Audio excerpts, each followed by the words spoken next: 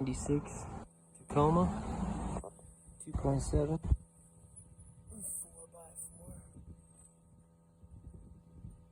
4x4 front wheel lockers manual. Very convenient for if you get stuck in some snow or mud.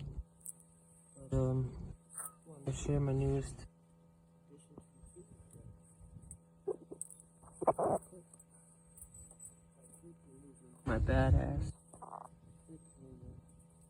All it is an unmodified bucket opener that you can get for free at Home Depot and such.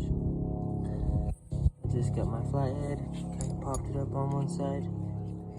And after struggling for a few minutes with two flatheads, I had the bright idea to try this thing that I brought, and it works pretty good, as you can see.